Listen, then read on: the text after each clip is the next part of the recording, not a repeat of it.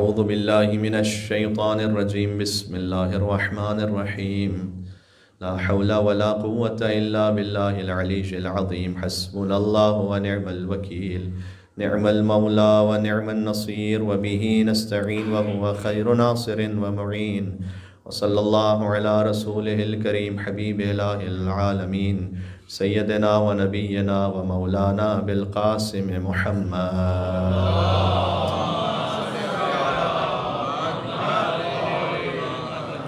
وعلى آله الطيبين الطاهرين المعصومين الذين أذهب الله عنهم الرجس وطهرهم تطهيرا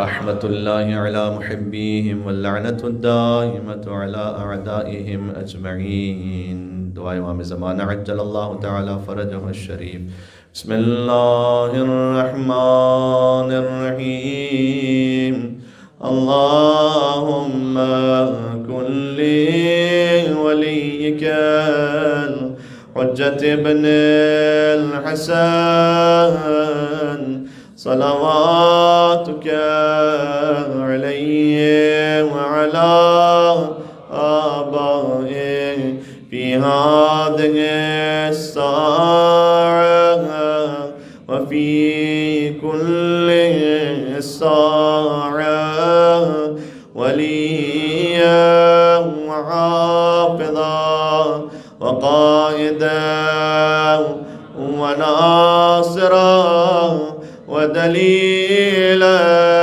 وعينا حتى تسكنه أرضك طوعا وتمتعه فيها طويلا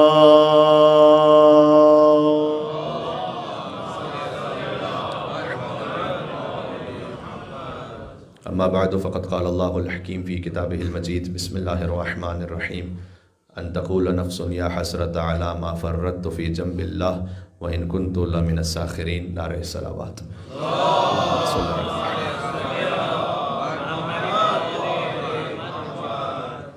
مجلس شہادت حضرات طفلان مسلم علیہم السلام بھی ہے اور بہت سے مرحومین کے لیے مجلس ایصال ثواب بھی ہے۔ قیامت کے ناموں میں سے ایک نام ہے یوم الحسرہ، ریگریٹ کا دن۔ قیامت کے جو نام ہے نا وہ ایک مستقل موضوع ہے، اس لیے کہ ہر نام اپنے ساتھ ایک پس منظر رکھتا ہے کہ قیامت کا یہ نام کیوں ہے۔ مثال کے طور پر یوم التغابن، سورہ تغابن ہے نا، 64 سورہ قرآن کا، یہ بھی قیامت کے ناموں میں سے ایک نام ہے۔ تغابن کا مطلب ہے ہار اور جیت کا دن۔ کچھ لوگ قیامت میں ہار جائیں گے، کچھ جیت جائیں گے۔ تو ہر نام قیامت کے حوالے سے اس کی خاص خاصیت کو بیان کر رہا ہوتا ہے۔ اسی سورہ تغابن کی آیت نمبر 9 اور 10، اس میں پہلے ذکر ہے ان لوگوں کا کہ جو جیت جائیں گے قیامت میں، تو ان کے بارے میں بیان کیا گیا کہ وہ دو صفات بیان ہوئی کہ جو ایمان بھی رکھتے ہیں اور عمل صالح بھی انجام دیتے ہیں۔ فرمایا کہ یہ وہ ہیں کہ جو ہمیشہ اس جنت میں رہیں گے کہ جس جنت سے تحتها الانہار، جہاں سے نہریں بہہ رہی ہیں، اور خالدین فیہا ابدا، اور ہمیشہ رہیں گے۔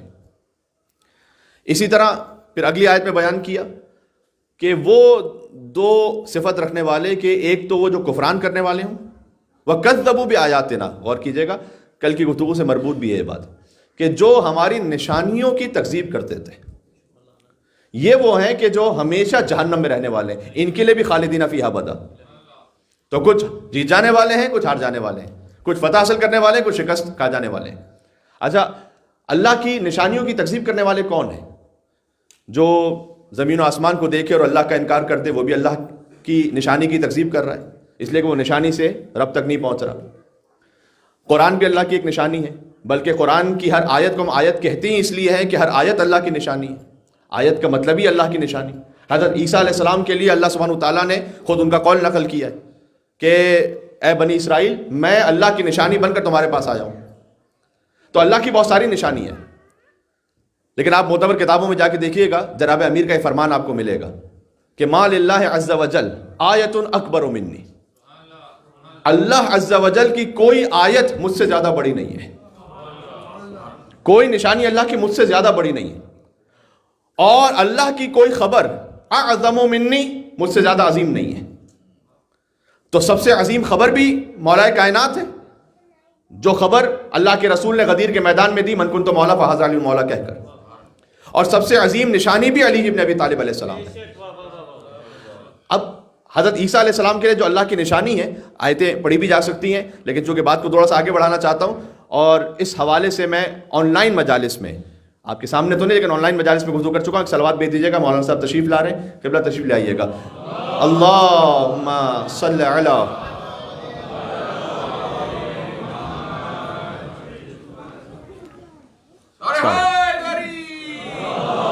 یا علی، قبلہ اجازت ہے، شکریہ۔ تو آن لائن مجالس میں اس پہ بات کر چکا ہوں میں کہ حضرت عیسیٰ علیہ السلام جب اللہ کی نشانی ہے تو ان کے لیے وہ مردوں کو زندہ بھی کرتے ہیں اور وہ لا علاج مریضوں کو شفا بھی عطا کرتے ہیں۔ تو جو اللہ کی چھوٹی نشانی ہو وہ تو مردے کو زندہ کرتے ہیں، اور علی جو اللہ کی سب سے بڑی نشانی ہے، علی کے 11ویں فرزند عیسیٰ کے امام ہوں گے۔ بات واضح ہو رہی ہے، خود علی کی بات نہیں ہو رہی، علی کے جو 11ویں فرزند ہیں حضرت حجت، وہ جب تشریف لائیں گے تو عیسیٰ مقتدی ہوں گے اور وہ امام ہوں گے۔ تو اب اگر آپ سوال کیجئے کہ حضرت عیسیٰ علیہ السلام کے پاس یہ طاقت و قوت کہاں سے، اگر ہم یہ کہیں، کیونکہ ان کے لیے خلق کرنے کا لفظ استعمال ہوا ہے قرآن میں، کہ حضرت عیسیٰ علیہ السلام کہتے ہیں کہ میں خلق کرتا ہوں، انی اخلق لکم من الطین کہیۃ الطیر، کہ میں خلق کرتا ہوں ایک پرندے کو اور اس میں پھونک مار دیتا ہوں تو وہ پرندہ بن جاتا ہے اور اڑ جاتا ہے اللہ کے اذن سے۔ یہ خلق کا لفظ ان کے لیے استعمال ہوا ہے۔ تو جواب تمام علماء کا یہی ہے کہ حضرت عیسیٰ علیہ السلام اللہ کی نشانی ہے، اللہ کے اذن سے یہ کام کر رہے ہیں۔ تو بس وہ مقتدی جو اللہ کے اذن سے یہ کام کر سکتے ہیں، تو امام بھی اللہ کے اذن سے یہ کام کر سکتے ہیں، اس میں تعجب کی کوئی بات نہیں ہے۔ ہاں، اللہ کے اذن سے ہے یہ۔ تو بہرحال اللہ کی نشانیوں کی جو تکذیب کرنے والے ہیں وہ قیامت میں یوم التغابن، کچھ ہار جائیں گے کچھ جیت جائیں گے، بات یہاں سے شروع ہوئی تھی، اس پہ زیادہ تفصیلی بات نہیں کریں، پھر کبھی اور انشاءاللہ بات کریں گے۔ قیامت کے ناموں میں سے ایک نام ہے یوم الحسرہ، ریگریٹ کا دن۔ آپ قرآن کریم میں دیکھیے گا تو آپ کو حسرت کے لفظ سے بھی اور لیتا کے لفظ سے بھی تعبیرات ملیں گی کہ قیامت میں بہت سے لوگ حسرت کر رہے ہوں گے یا کہہ رہے ہوں گے کاش میں نے یہ نہ کیا ہوتا۔ سورہ فرقان کی آیت نمبر 27-28 ہے کہ یوم یعض الظالم علی یدیہ، جب ظالم اپنے ہاتھوں کو چبا رہا ہوگا اور کہے گا یقول یا لیتنی اتخذت مع الرسول سبیلا۔ یہ وہ آیت ہے کہ جو امیر المومنین نے اپنی مناجات میں بھی استعمال کی ہے، مولایا یا مولایا انت المولا وانا العبد فهل يرحم العبد الا المولا۔ ان مناجات میں امیر المومنین نے اس آیت کو پڑھا ہے کہ یہ وہ دن ہوگا کہ جب ظالم اپنے ہاتھوں کو چباتے ہوئے کہے گا کہ پروردگار کاش میں نے رسول کے ساتھ سبیل کو بھی عکس کیا ہوتا۔ اور سبیل علی ابن ابی طالب علیہ السلام ہے، روایات کے مطابق یہاں سے وہاں تک مل کر حیدری صلوات بھیجے محمد و آل محمد پر، اللہم صلی علی محمد و آل محمد۔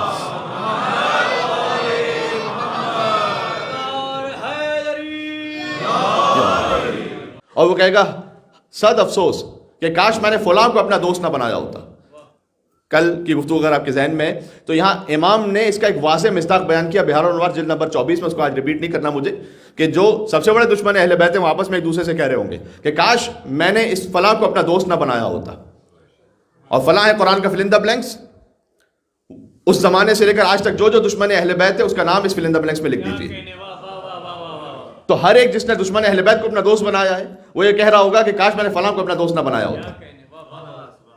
اچھا، اس موضوع کی ایک آیت سورہ بقرہ میں بھی موجود ہے کہ استبرأ الذین اتبعوا من الذین اتبعوا، کہ جو اتباع کرنے والے ہیں وہ براءت کا اظہار کریں گے، جس کو ہم عام زبان میں تبرہ کہتے ہیں، یہی لفظ ہے استبرأ الذین اتبعوا من الذین اتبعوا۔ براءت کا اظہار کریں گے اتباع کرنے والے ان سے جن کا اتباع کر رہے تھے۔ ایک دفعہ ایکٹیو وائس یوز ہوا ہے، ایک دفعہ پیسو وائس یوز ہوا ہے۔ استبرأ الذین اتبعوا من الذین اتبعوا، جو اتباع کرنے والے ہیں وہ برات کریں گے ان سے جن کا اتباع کر رہے تھے، یعنی قیامت کے دن ان پر تبرہ کریں گے۔ ایک جملہ مجھے کہنے تھے، بس ہاتھوں کو جوڑ کے اس کرنا چاہتا ہوں، جو کام آپ قیامت میں کریں گے ہم دنیا ہی میں کر رہے ہیں یہاں بیٹھے ہوئے۔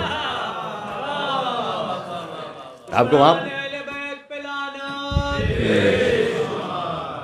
آپ کو جب وہاں حقائق کھل جائیں گے خود قیامت کے ناموں میں سے ایک نام ہے شہود کا دن، یعنی غیب ہٹ جائے گا، پردے ہٹ جائیں گے نگاہوں سے، اور انسان دیکھ سکے گا بہت کچھ وہ جو آج نہیں دیکھ پا رہا.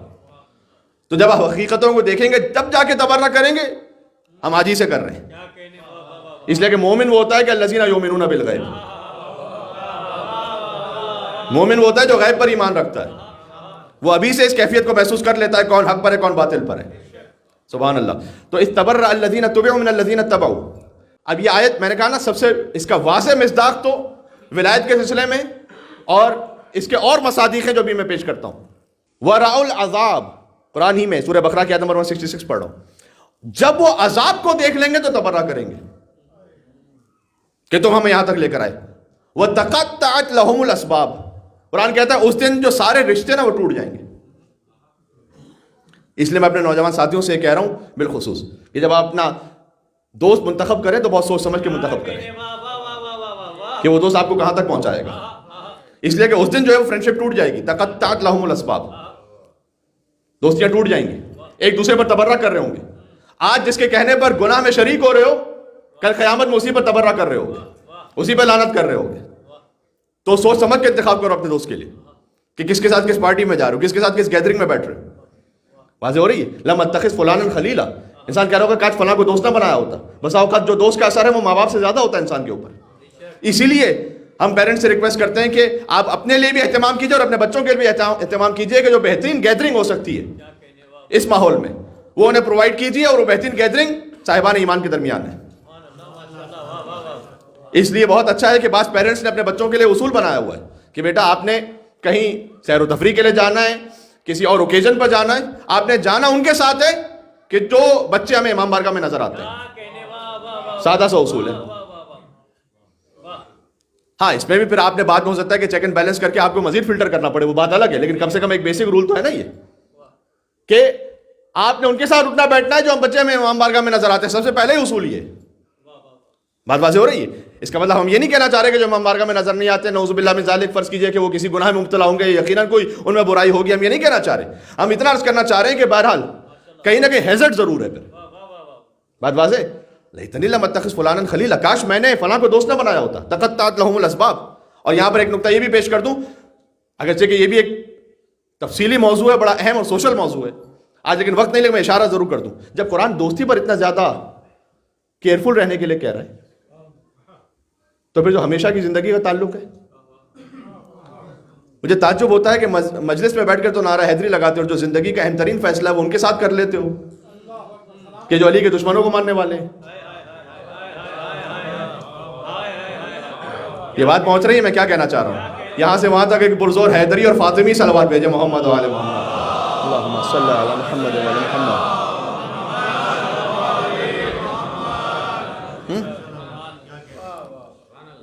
اب تو بعض والدین اس طرح بس اتنا بھی شکر ادا کر لیتے ہیں، کہتے ہیں کہ مولانا صاحب بس جان پیٹر ڈیوڈ وغیرہ کا معاملہ نہ بن جائے. اب جو یہاں انگریزوں کے جو خواتین کے نام ہیں مجھے آتے نہیں ہیں اتنے زیادہ، ورنہ وہ مثالیں بھی میں دے دیتا ساتھ میں. تو وہ تو اس پہ شکر نہ بات یہ نہیں ہے. بات آپ نے دیکھنا ہے کہ مذہب اہل بیت پہ کون ہے. اس لیے کہ جب قرآن دوست کے معاملے میں اتنا زیادہ سینسٹیو ہے تو وہ کہ جو آپ کے لیے شریک حیات ہے، اب جن کا سلسلہ ہو گیا انشاءاللہ وہ اسی کو بہتر بنائیں اور پریشان ہونے کی ضرورت نہیں ہے. میں ان لوگوں کی بات کر رہا ہوں کہ جو اب اس پہ قدم رکھنے والے ہیں، اور خاص طور پر پیرنٹس کی بات کر رہا ہوں کہ بچوں کی تربیت اس انداز سے کریں. اچھا یہ بھی عرض کرتا چلوں کہ بعض حوالوں سے یہ مختلف فرقوں کے درمیان جو ازدواج ہو جاتا ہے وہ فقہی طور پر جائز بھی ہوتا ہے بعض شرطوں کے ساتھ، لیکن آیت اللہ سیستانی نے یہ ضرور فرمایا ہے کہ میں نصیحت کرتا ہوں خاص طور پر اپنے نوجوان بیٹوں بیٹیوں کو کہ وہ ان سے رشتہ ازدواج میں اپنے آپ کو باندھیں.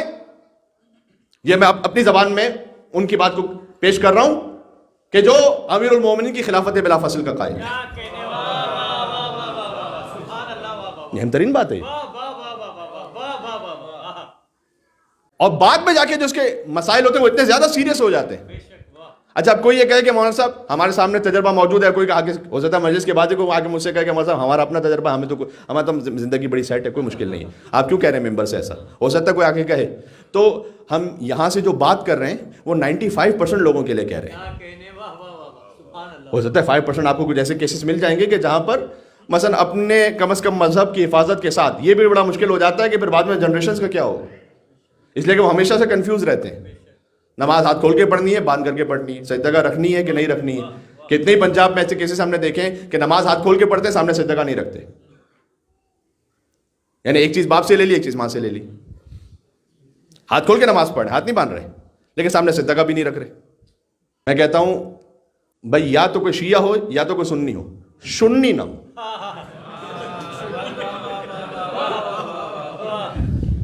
یہ بات پہنچی یہاں سے وہاں تک، ایک اور صلوات بھیجے محمد وعلی محمد محمد صلی اللہ.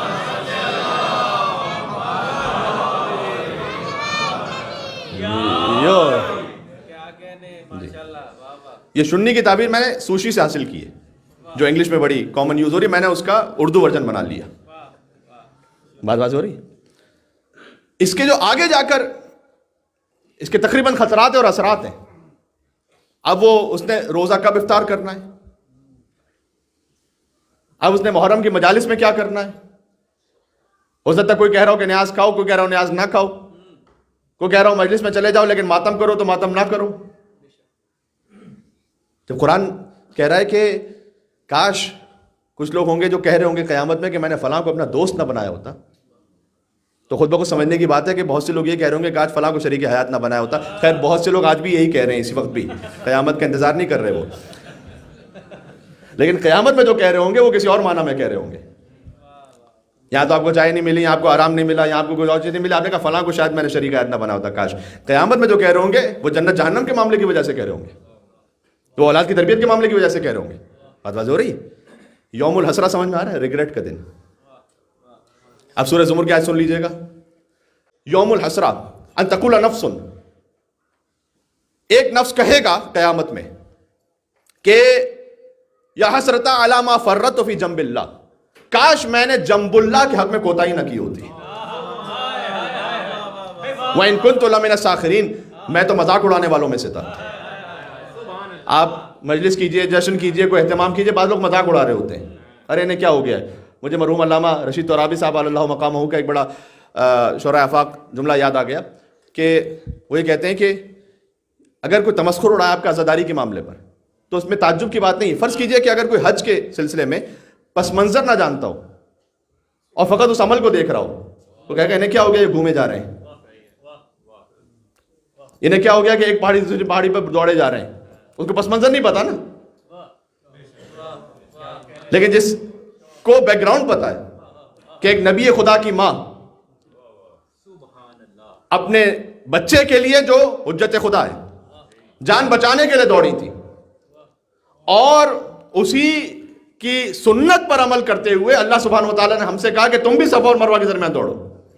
اب کوئی تعجب نہیں ہوگا، اب عام مسلمان کو بھی تعجب نہیں ہوگا. تو جب پس منظر پتہ چل جاتا ہے نا، آپ ماتم کر رہے ہیں، وہ کہیں گے اپنے آپ کو پیٹ رہے ہیں، یہ کیا ہوا، رو رہے ہیں، یہ کیا ہوا.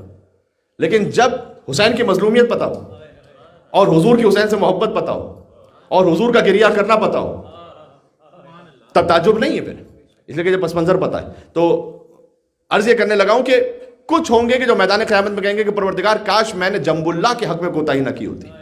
جنب اللہ کا جو لٹرل ٹرانسلیشن ہے وہ بڑا خطرناک ہے، اللہ کا پہلو. اب اللہ کا تو کوئی پہلو ہے نہیں، یہ تو بہت واضح ہے. جیسے ید اللہ، اللہ کا کوئی ہاتھ فزیکل نہیں ہے، لیکن آپ جان رہے ہیں کہ جنب اللہ کون ہے. احادیث میں کتاب الکافی جیسی معتبر حدیثوں میں بھی جنب اللہ کے بارے میں گفتگو ہے کہ جنب اللہ آپ جانتے کون ہے، میرے ساتھ نام لیجیے گا، علی ابن ابی طالب. اللہم صلی علی محمد وعلی محمد. یا علی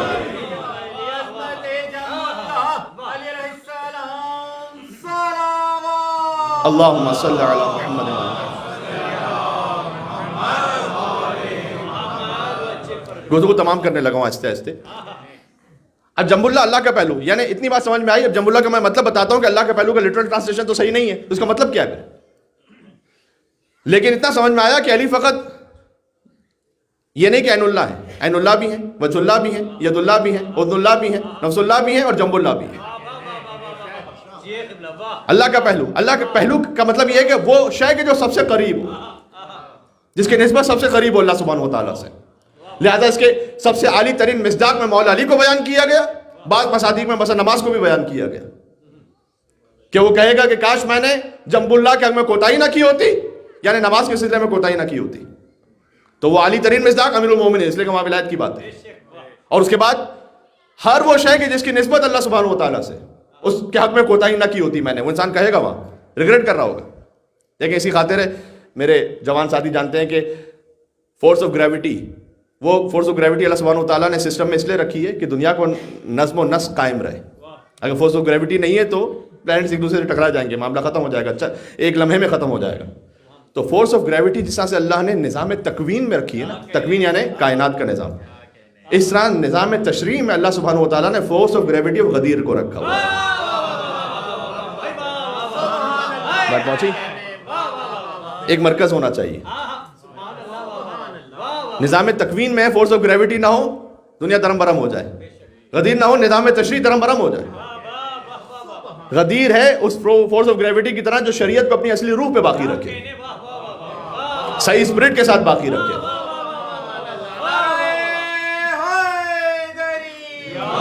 یا علی سبحان اللہ، اللہم صلی علی محمد وعلی محمد۔ غدیر شریعت میں وہ فورس آف گریوٹی ہے کہ جب غدیر ہے تو پھر توحید میں شرک کی گنجائش نہیں ہے، پھر نبوت میں ہذیان و نسیان کی گنجائش نہیں ہے۔ بات واضح ہو رہی ہے؟ پھر قیامت کے سلسلے میں خرافات اور بدعتی عقیدوں کی گنجائش نہیں ہے، اس لیے کہ غدیر موجود ہے۔ تو یہ غدیر فورس آف گریوٹی کی طرح ہے، اور پھر جو اس سے کھنچتا چلا ہے، کیا کہنے، میرے ذہن میں نام آ رہا ہے ملا آخوند علی معصومی کا۔ وہ اپنے گھر میں ولادت اور شہادت دونوں پر، بالخصوص شہادت پر مجلس اعضا منعقد کرتے تھے، ہر شہادت پر، چاہے مختصر صحیح 10 سے 12 افراد ہوں، چاہے مداحی ہو جائے، ذکر ہو جائے، چاہے فقط ایک چائے کے طور پر نیاز کا اہتمام کر سکیں، بہرحال لیکن مجلس ضرور رکھتے تھے۔ بڑے عالم عارف، وہ کہتے ہیں کہ میں محسوس کرتا تھا کہ ایک مومن وہ جب میری مجلس میں تشریف لاتے ہیں تو ایک ایسی خوشبو آتی ہے اس کے وجود سے کہ میرا پورا گھر معطر ہو جاتا ہے، اور مجھے محسوس ہوتا تھا کہ خوشبو کوئی پرفیوم والی خوشبو نہیں ہے۔ اچھا، ایسی خوشبو سونگھنے کے لیے وہ قوت شامہ بھی ہونی چاہیے۔ سورہ یوسف میں نا کہ حضرت یوسف علیہ السلام کی خوشبو حضرت یعقوب کہتے ہیں کہ لولا تفندون، اگر تم مجھے دیوانہ نہ کہو تو میں یہ کہہ رہا ہوں کہ مجھے یوسف کی خوشبو آ رہی ہے، کیونکہ آس پاس کے لوگ تو دیوانہ کہتے ہیں کہ بھئی ان یعقوب کو کیا ہو گیا ہے، نعوذ باللہ من ذالک، مثال طور پر بڈھے ہو گئے ہیں، کیا دماغ سے رکھ گیا ہے کہ سینکڑوں کلومیٹر کے فاصلے سے کہہ رہے ہیں کہ مجھے خوشبو آ رہی ہے۔ تو وہ مشام بھی تو ہو کہ جو خوشبو نبوت اور خوشبو ولایت کو محسوس کر سکے۔ تو ملا آخوند علی معصومی یہ کہتے ہیں کہ اس شخص سے ایک عجیب خوشبو محسوس ہوتی تھی۔ میں نے ایک دن ان سے مجلس کے بعد کہا کہ آپ رک جائیے گا، مجھے آپ سے ایک بات کرنی، چونکہ خود عالم تھے، ان کے احترام میں رک گئے۔ انہوں نے پوچھا کہ آپ کی وجود سے خوشبو محسوس ہوتی ہے؟ تو انہوں نے اپنے طور پر بیان کیا کہ میں ایک بڑا عام سا مومن ہوں، واجبات اور محرمات کی پابندی کرنے والا، اگرچہ کہ عام سا مومن نہیں ہوتا جو واجبات اور محرمات کی پابندی کرے، لیکن میں کوئی ایکسٹرا اتنا ایسا کوئی کام نہیں کر رہا کہ راتوں کو اٹھ کر مثال کے طور پر لمبی لمبی کوئی نمازیں پڑھ رہا ہوں یا کوئی بڑا اہتمام کر رہا ہوں۔ کہا نہیں، کوئی تو کام ہے، کوئی تو بات ہے، یہ نسبت کی بات کہ بس میرا عمل یہ ہے کہ میں اٹھتے بیٹھتے چلتے پھرتے جب کبھی مجھے موقع ملتا ہے میں اپنی زبان سے درود شریف پڑھتا رہتا ہوں۔ سبحان اللہ۔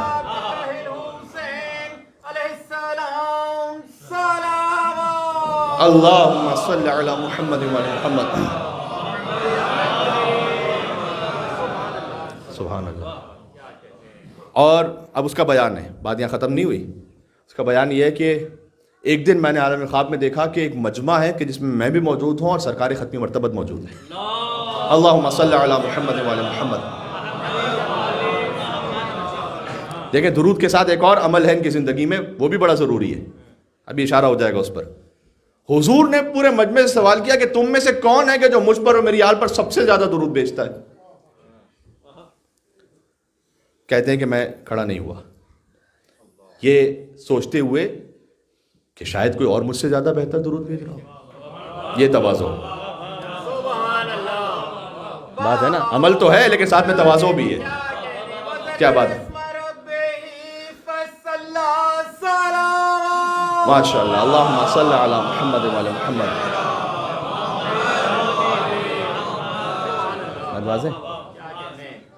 تو فقط عمل معیار نہیں ہوتا، عمل کی کیفیت بھی، کہ وہ عمل کس کیفیت میں انجام پا رہا ہے، کس جذبہ روحی کے تحت وہ عمل انجام پا رہا ہے، آپ کی روح کی کیفیت کیا ہے، کہ اس عمل کے بعد غرور ہے کہ ہاں میں سب سے زیادہ اس مجمع میں سب سے زیادہ میں عبادت کرتا ہوں، کہ نہیں میں بیٹھا رہا۔ حضور نے پھر سوال کیا کہ تم میں سے کون ہے جو مجھ پر سب سے زیادہ درود بھیجتا ہے؟ کہ میں بیٹھا رہا، یہ سوچتے ہوئے کہ شاید کوئی اور مجھ سے بھی زیادہ درود بھیج رہا ہو۔ اور جب تیسری مرتبہ حضور نے کہا کہ تم میں سے کون ہے جو سب سے زیادہ مجھ پر درود بھیجتا ہے، کہ میں پھر بیٹھا رہا، اور پھر حضور نے مجھے خود اشارہ کیا اور مجھے کھڑا کیا۔ سبحان اللہ، اللہ اکبر، یا علی، سبحان اللہ، اللہم صلی علی محمد وعلی محمد، اللہم یا علی، یا علی۔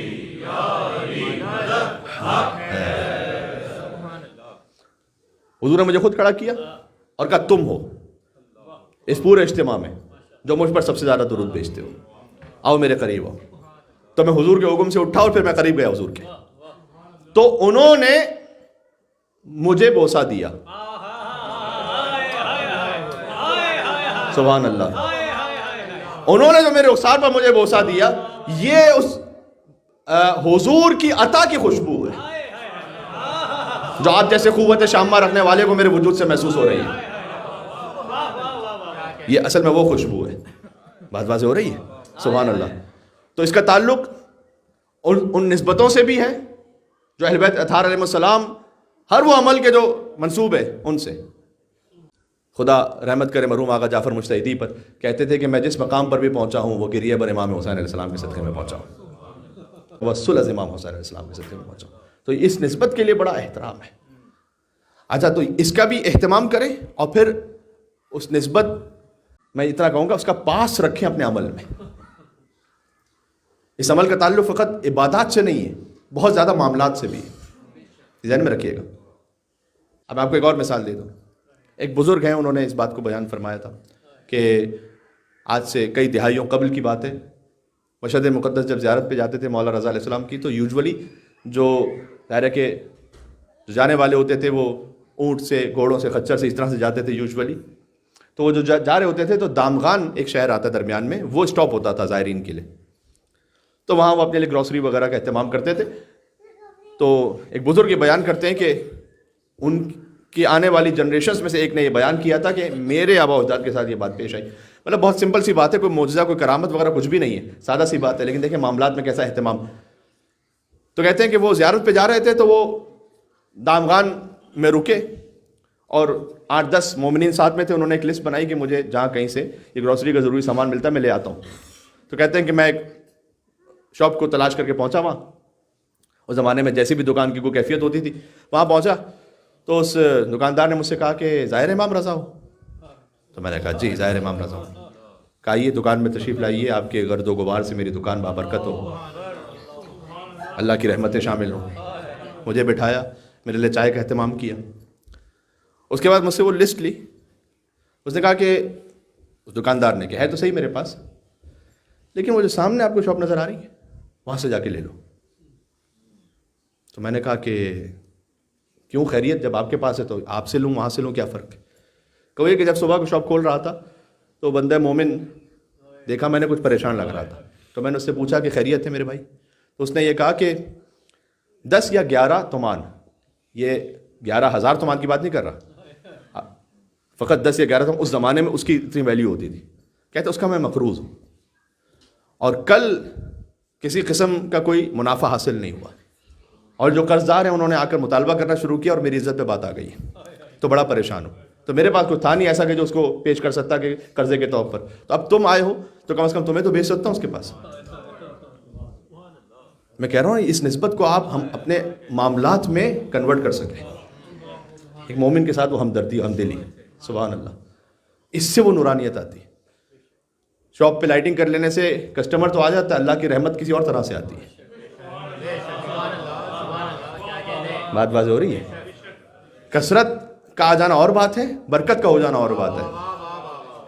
کثرت وہ آپ کا اندازہ ہے کہ اتنا پورا ہوگا, برکت وہ اللہ کا پیمانہ ہے کہ جو آپ کے لیے پورا ہوگا, دنیا اور آخرت کے لیے کافی ہوگا. جو اور میں نے اس پہ گفتگو کر چکا ہوں میں کہ کبھی کبھار کیا قم میں کیا مشہد میں ایسے لوگ نہیں تھے کہ جن کی بے تحاشا زمینیں تھیں, آج ان کا نام بھی کوئی نہیں جانتا, لیکن موسیٰ خزرج جس کا ایک باغ ہے وہ آج تک بی بی معصومہ قم کا حرم بنا ہوا ہے. اس کے مال میں برکت ہے. اب اللہ جانے کس حلال سے کمال کمایا ہے کہ اہل بیت علیہ السلام کے نور کا ایک حصہ وہاں مدفون ہے. پتہ نہیں آپ کو یاد ہے نہیں, میں نے مخیرق کی ایک مثال دی تھی جو یہودی تھا. ایک مجلس میں مثال دے چکا ہوں پہلے. جو یہودی تھا جنگ احد سے پہلے آیا تھا حضور کے پاس, اور اس نے حضور سے آ کے کہا کہ میں مسلمان ہونا چاہتا ہوں اور میرے 7 باغ ہیں, بساتین السبعہ کے نام سے یہ باغ آپ کو تاریخ میں مل جائیں گے, صحیح نا, 7 گارڈنز. میں چاہتا یہ ہوں کہ میں تو جا رہا ہوں جنگ لڑنے, تو ہو سکتا ہے مار دیا جاؤں, تو میں آپ کو ہبہ کرتے ہوئے جا رہا ہوں. یا رسول اللہ یہ آپ کے ہوئے. وہ گیا جنگ میں شہید ہو گیا. اب یہودی آیا, کوئی نماز نہیں, کوئی روزہ, کچھ بھی نہیں کیا اس نے. آیا حضور کی خدمت میں, اپنا مال ہدیہ کیا, جا کے شہید ہو گیا. اللہ جانے کیا برکت تھی اس کے مال میں. ایک موضوع ہے پورا کہ اہل بیت علیہ السلام جو بے تحاشا انفاق کرتے تھے تو ان کا سورس آف انکم کیا تھا.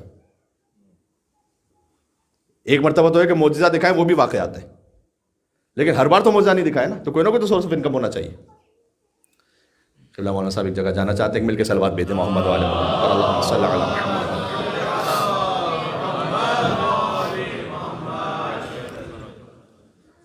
تو جو سورس آف انکم ہے آپ کو ہسٹری میں ملے گا کہ یہ جو 7 باغ تھے یہ حضور نے ہبہ کیے اپنی دختر بی بی فاطمہ سلام اللہ علیہ کو. اللہم صلی علی محمد وعلی محمد. سبحان اللہ. یہ فدق کے علاوہ ہے, یہ 7 باغ فدق کے علاوہ ہے. فدق تو غصب کر لیا گیا تھا. بہرحال یہ 7 باغ وہ تھے کہ جو بی بی کے پاس رہے, اور بی بی نے ہبہ کر دیے تھے مولا علی علیہ السلام کو. اور مولا علی علیہ السلام سے پہنچے امام حسن علیہ السلام تک, امام حسین علیہ السلام تک, یہاں تک کہ امام موسیٰ کاظم اور امام رضا علیہ السلام کے زمانے تک ان باغوں کا ذکر ملتا ہے. نسلاً بعد نسل ائمہ علیہ السلام کی زندگیوں میں باغ رہے اور ان باغوں سے وہ انفاق کرتے رہے. اب ذرا سوچئے گا کہ اس یہودی جو مسلمان ہو گیا اس کے مال میں کیا برکت رکھی تھی اللہ سبحانہ و تعالیٰ نے کہ 10 حجتیں اس کے مال سے رائے خدا میں انفاق کر رہی ہوں. یہ ہے مال کی برکت. صحیح ہے, سبحان اللہ. برکت کو حاصل کرنے کے لیے اللہم صلی علی محمد.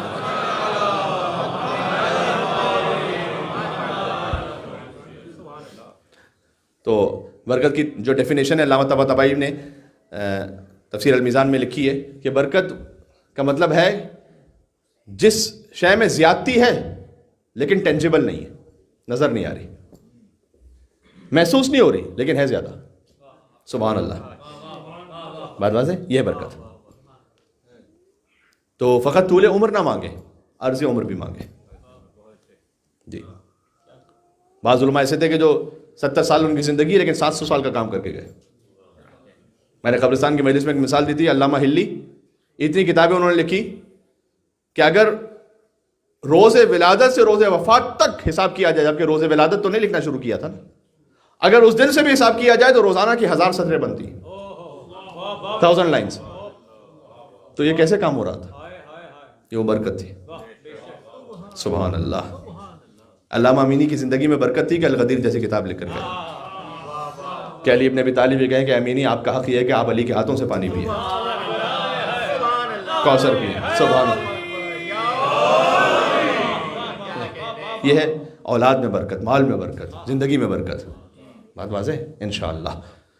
تو عزیزان گرامی, اگر بات کو کنکلوڈ کروں تو قیامت کا دن ہے ریگریٹ کا دن. کاش ہم نہ حسرت اٹھائیں. بلکہ ایک حدیث یہ بھی ہے کہ قیامت کے دن ہر انسان، اس سے بظاہر محسوس ہوتا ہے کہ شاید مومنین بھی اس میں شامل ہیں، ہر انسان یہ افسوس کر رہا ہوگا کہ کاش کچھ اور نیکیاں کر لی ہوتی. ہر انسان. تو جہاں کہیں کوئی قربتاً اللہ کی اپرچونٹی نظر آئے، گریسپ کر لیں، فوراً گریسپ کر لیں. اس میں ایک چھوٹی سی چھوٹی بظاہر نظر آنے والی شے بھی شامل ہے. آپ نے دیکھا کوئی ٹیشو رکھا ہوا ہے، کوئی پڑا ہوا ہے درمیان میں، آپ نے اٹھا لیا، کسی نے نہیں دیکھا.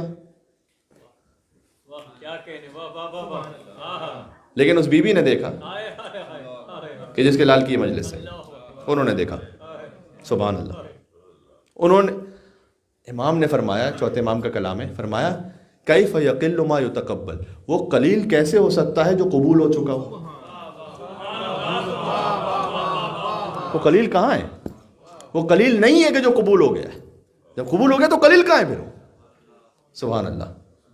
اور اگر کثیر بہت ہے، قبول نہیں ہوا، ہیچ ہے، کچھ بھی نہیں. بس اس سے بات ختم ہو گئی. حضرات طفلان مسلم کا ماتم ہے. وسائل الشیعہ میں مسمع سے روایت ہے کہ صادق علیہ محمد نے یہ فرمایا، اللہم صلی علی محمد و علی محمد. کہ امام نے مسمع سے پوچھا تھا کہ تم میرے جد حسین کا ذکر برپا کرتے ہو یا نہیں؟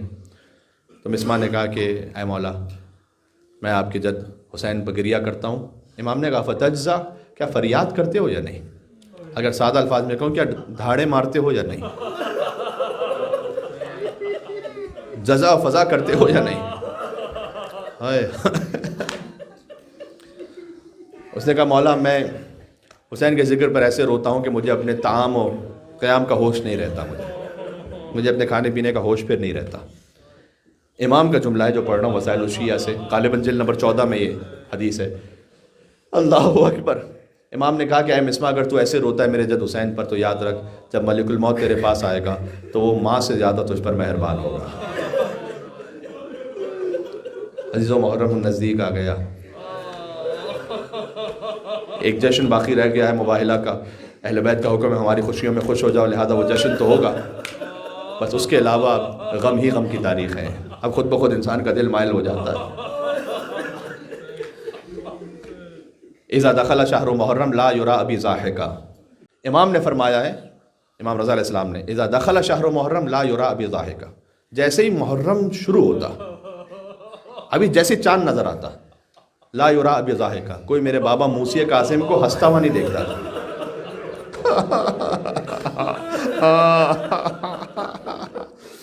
کوئی میرے بابا کو ہنستا ہوا نہیں دیکھتا تھا. یہ ہماری بے بذاتی ہوتی ہے. ظاہر ہے ہم محرم میں مجلس میں جب آتے ہیں تو کیفیت طاری ہوتی ہے، گریہ بھی کرتے ہیں، لیکن جب مجلس ختم ہو جاتی ہے، ماتم ختم ہو جاتا ہے، تو نیاز میں ہوں، باہر جا کر پارکنگ میں ہوں، بہرحال ہم اپنی دوبارہ سے پہلی حالت پہ واپس پلٹ آتے ہیں.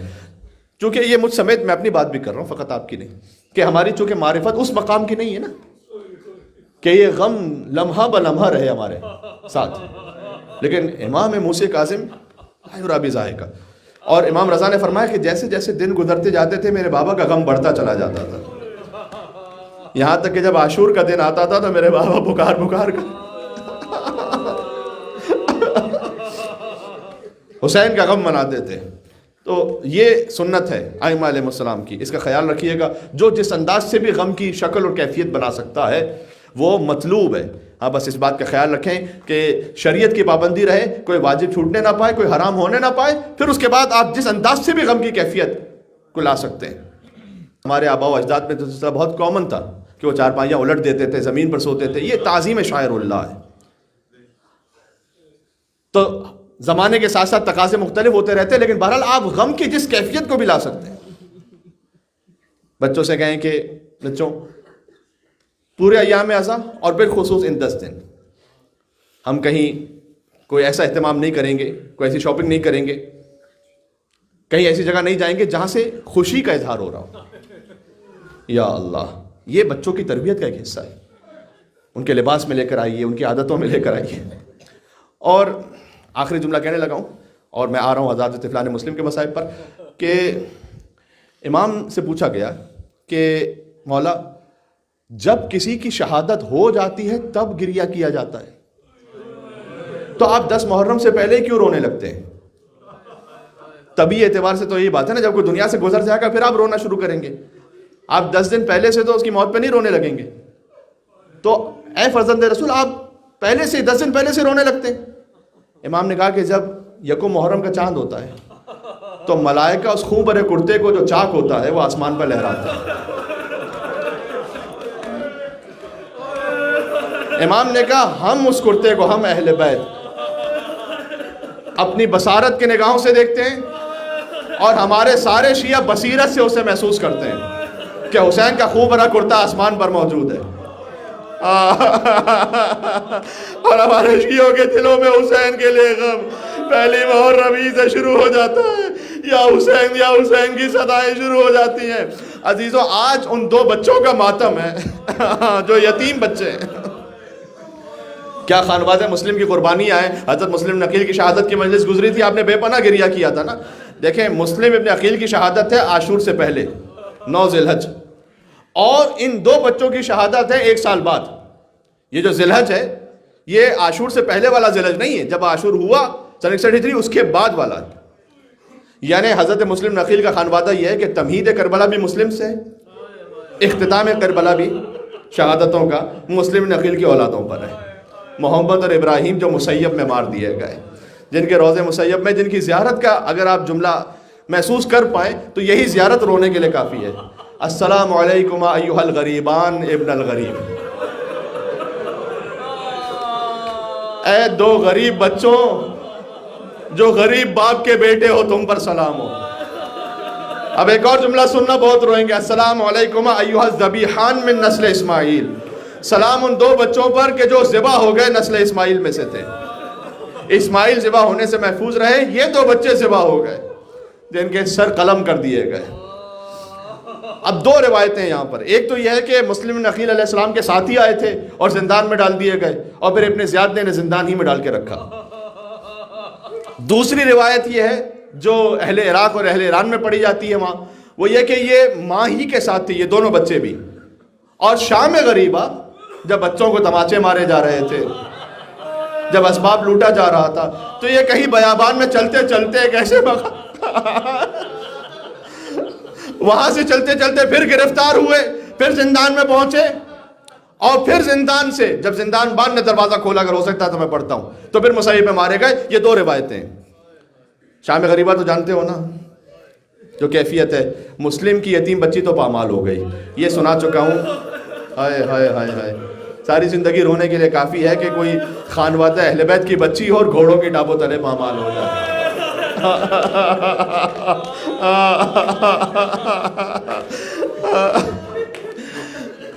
یہ روایت میں نے خود پڑھی ہے، وہ یہ ہے کہ حسین کی ایک دختر کے بارے میں وہ بیان کرتی ہیں کہ میں تماچوں سے بچنے کے لیے مقتل کی جانب جا رہی تھی، وَإِذَا بِرُمْحِ الْكَعْبِ بَيْنَ الْكَتْفِ، کہ میرے 2 کندھوں کے درمیان کسی نے نیزہ مارا، اور میں منہ کے بل زمین پر گر پڑی۔ آئے ہائے، مجھے معاف کر دینا کلے۔ اب نقل بالمعنی کر رہا ہوں اس روایت کا، کہ اور یہ روایت کا جملہ ہے کہ وہ ظالم آیا اور میں نے اپنی بالیوں کو چھپا لیا، نہ لے جا، یہ میرے بابا نے بہت محبت سے مجھے پہنائی تھی، اس نے ایسے میرے گوشوارے اتارے کہ تسیر الدم علی خدی، یہ عربی کا جملہ ہے کہ خون میرے رخساروں پر بہتا ہوا، آئے ہائے، خون فقط کانوں سے نہیں بہ رہا تھا، سکینہ کا خون بہتے ہوئے رخساروں تک آ رہا تھا۔ اس کے بعد وَإِذَنْ أَنَا مَخْشِيٌ عَلَيْهِ، کہ میں غش میں چلی گئی، تو پھر میری پھوپھی زینب آئیں، اور جو مقتل میں گرتا تھا حسین جاتے تھے لاشا لینے کے لیے، شام غریبہ پر جو بچی گری اسے زینب جاتی تھی لینے کے لیے، تو بی بی زینب کہتے ہیں میری پھوپھی جب پہنچی اور انہوں نے مجھے بیدار کیا، میرا سر اپنی گود میں رکھا، تو میں نے محسوس کیا کہ میرے سر پر اب چادر نہیں بچی ہے، مجھے معاف کرنا دیدو۔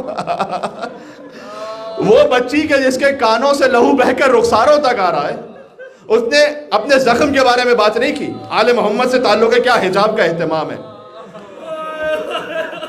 اپنی پھوپھی سے کہا کہ حلی خرقتن استر بہا راسی، اے پھوپھی کیا کوئی چادر کا ٹکڑا بچا ہے کہ میں اپنا سر ڈھانپ لوں؟ تو بی بی زینب نے جواب، خدا کرے یہ نہ ہوا ہوتا. بی بی زینب نے کہا امتو کے مثلک، اے سکینہ تیری پھوپھی بھی تیری ہی طرح بے رضا ہے اس پر. چادر موجود نہیں ہے زینب کے. اس عالم میں اب بچے بیابان میں، کوئی بچہ کہاں تھا، کوئی بچہ کہاں تھا. تو ایک روایت یہ ہے کہ یہ دو بچے وہیں سے چلتے چلتے چلتے پہنچے پھر، اور راستے میں انہیں پھر گرفتار کیا گیا اور پھر انہیں زندان میں ڈال دیا گیا. اور جب زندان میں رہے تو رسیوں سے باندھ دیا جاتا تھا. دن میں روزہ رکھتے تھے، رات میں عبادت کرتے تھے. اور ایک دن زندان باندھ کے دل میں اللہ جانے کیا خیال آیا، اس نے کہا کہ تم عبادتیں کرتے ہو، رات میں نماز میں مصروف رہتے ہو، تو یہ بتاؤ تم کون ہو؟ تو اس نے سوال کیا کہ کیا تم محمد مصطفیٰ کو جانتے ہو؟ کہ میں تو ان کا کلمہ پڑھتا ہوں. کہ اچھا یہ بتاؤ کہ کیا ان کی بیٹی فاطمہ الزہرا سلام اللہ علیہ ان سے واقع؟ کہتا ہے ہاں میں بی بی کا محب ہوں. اور یہ بہت ممکن ہے کیونکہ زندان مان بدلتے بھی رہتے تھے، انہیں خود نہیں پتا ہوتا تھا کہ زندان میں کون ہے، کیسے ڈال دیا گیا، مہینوں تک نہیں پتا چلتا تھا. کہ ہم رسول اللہ کے خاندان سے. یا اللہ اگر تو ہم پر کچھ رحم کر لے تو ہم تجھ سے وعدہ کرتے ہیں کہ قیامت میں اپنے جد رسول اللہ سے شفاعت کروائیں گے. یا اللہ یا اللہ. دیکھو علی ابن ابی طالب کے نواسے ہیں، یہ جانتے ہو نا، مسلم ابن عقیل کے بیٹے ہیں، علی کے نواسے ہیں، اچھی طرح سے جانتے ہو نا یہ. اس لیے بی بی رقیہ آج انہیں سلام پیش کرنا ہے. یہ بچے زندان کا دروازہ کھول دیا اور یہ بچے چلے. تو چلتے اس طرح سے تھے کہ رات میں سفر کرتے تھے، دن میں ایک جگہ اپنے آپ کو چھپا لیتے تھے. ایک مومنہ عورت وہ مسیب کے قریب نہر کے پاس آئی پانی بھرنے کے لیے، تو دیکھا دو چاند سے چہرے نظر آ رہے ہیں. درختوں کے پیچھے جا کر دیکھا تو دو رقیہ کے دو چاند موجود تھے وہاں پر. آل محمد سے تعلق ہے ان بچوں کا. بہرحال وہ بی بی لے آئی، جانتی تھی آل محمد کی محب تھی، لے آئی. اللہ تعالیٰ نے مقدرات میں ہی رکھا تھا کہ شہادت کے لیے ایسے ہی اہتمام ہوگا. بہرحال وہ لے آئی. اچھا اب یہاں اس کا داماد یا بیٹا، زیادہ تر داماد کے بارے میں واقعہ ہے، اسے خبر ہوئی کہ وہ دو بچے جن کے تلاش کی جا رہی وہ تو میرے گھر میں موجود ہیں. لہٰذا رات بھر بچوں کو ستون سے باندھ کے رکھا اور صبح لے کر گیا نہر کے قریب. اچھا یہ جملہ نہ ہوتا تاریخ میں تو نہ پڑھتا، میری جرت نہیں ہے، اس لیے کہ اب یہ سخت جملہ ہے جو آنے لگا ہے. میں پہلے سے کہہ دیتا ہوں اپنے آپ کو رونے کے لیے آمادہ کر لو. یہ دو بچے یہ کہتے ہیں کہ دیکھ، پہلے تو انہوں نے یہ کہا، پہلے سے پہلے ایک اور جملہ سن لو کہ دیکھ ابن زیاد کتنا انعام دے گا، ایسا کر ہمیں مدینہ لے کر چل، ہم خاندان بنی ہاشم سے اس سے بڑھ کر تجھے انعام دلوائیں گے. جس کے منہ کو حرام لگ چکا ہو وہ کیا کرے؟ اس نے کہا نہیں، میں اپنے زیاد ہی کے پاس جا کر تمہارے سر لے جاؤں گا. اب انہوں نے کہا کہ اچھا ایسا کر، ہمیں غلام بنا کر غلاموں کے بازار میں فروخت کر دے ہمیں جا کے. علی کے نواسے ہو. اور کیفیت یہ ہو جائے کہ کہے کہ ہمیں غلام بنا کر تو غلاموں کے بازاروں میں فروخت کر دے. کیفیت یہ تھی. اس نے کہا کہ نہیں، تمہارا سر قلم کروں گا. کہ اچھا ایسا کر 2 رکعت نماز پڑھنے 2 رکعت نماز پڑھنے دے. ابھی گویا نماز تمام بھی نہ ہوئی تھی، پہلے بھائی پر تلوار چلانا چاہتا ہے کہ دوسرا بھائی آگے آ جاتا ہے. ایک حشر بپا ہو گیا خنجر کے تلے پر. بھائی نے گلا رکھ دیا بھائی کے گلے. محمد کا سر قلم ہوا، پھر ابراہیم کا سر قلم ہوا. دیکھو آن محمد کربلا میں مارے گئے، ان کے لاشیں اٹھانے والے تو موجود تھے. ایک کا لاشا حسین نے اٹھایا، ایک کا عباس نے اٹھایا. مسیب میں کوئی لاشیں اٹھانے والا موجود نہیں تھا. ہاں ماتم کرنا، گریہ کرنا، عجب ماحول ہے. بھائی کی لاش تیر رہی تھی جب تک دوسرے بھائی کا لاشا ساتھ میں نہ آ گیا. گریہ کر لیا، بات اختتام تک پہنچ گئی. اب یہ بچے تو اس طرح مارے گئے نا، لیکن جب ان کی ماں پہنچی تھی نا کربلا سے کوفہ، تو ماں تو نہیں جانتی کہ اب ان بچوں کا عالم کیا ہے، لہٰذا ماں نے دیکھا کہ دارالامارہ پر کہیں مسلم کا لاشا لٹکا ہوا ہے لہذا مسلم کے لاشے کو دیکھ کر کہا کہ اے شہید و والی، آپ پر میرا سلام ہو، وہ 2 بچے جو آپ نے میرے سپرد کیے تھے وہ میں نے قربان کر، وہ 2 بچے جو آپ کے حوالے کیے تھے وہ کہاں پر ہیں؟ کی زوجہ مسلم نے یہ پوغا ہے میرے دونوں لال کا، بس اتنا بتا دیجئے والی، دنیا تو نہیں ان سے خالی، کیا مل گئی ان کو چاہے اماں ہے میرے دونوں وَسَيَعْلَمُ الَّذِينَ ظَلَمُوا عَلَى مُحَمَّدٍ يَا مُنْقَلَبِي يَنْقَلِبُونَ یا حسین، بی بی رقیہ سلام اللہ علیہا کو پرسہ پیش کرتے ہوئے علی کی دختر کو پرسہ، یا حسین یا حسین.